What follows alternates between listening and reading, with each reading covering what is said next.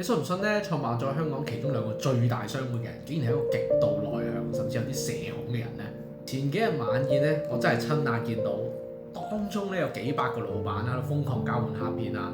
未開席嘅時候，大家都攞住杯酒喺度周圍行啦，大聲吹水嘅時候，佢真係一個人好安靜咁坐喺張台，冇周圍走，全程咧都係間唔中咧同隔離坐喺度嗰兩個朋友傾偈。其實佢都唔係好熟嘅。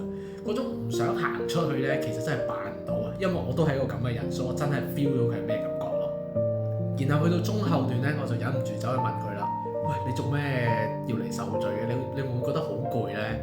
咁佢當時咧就望住我，好真誠咁樣講：Ringo，其實每次咧我翻嚟咧都會好攰，係唔自在，每一秒咧其實都想翻屋企嘅。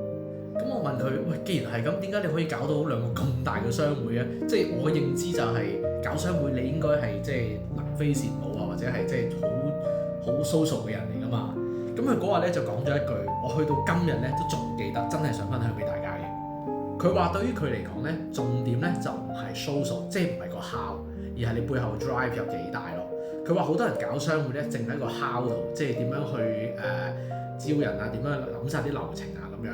咁但係佢話咧，呢啲咧對於佢嚟講咧，真係一啲都唔重要。如果你個 drive 夠大，例如可能要為個行業再做某啲嘢啦，例如要搭一個平台啦，咁你就可以咧去 overcome 到呢啲所謂嘅障礙咯。就算係可能係性格上呢一樣咁大嘅阻礙咧，佢都話控制到。技巧可以練，但係個 drive 咧係一個選擇嚟嘅。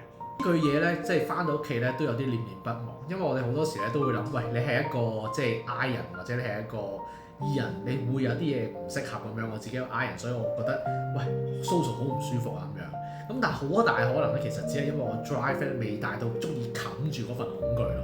你咧，你有冇啲咩目標，仲要到而家係令你可以克服呢啲所有嘅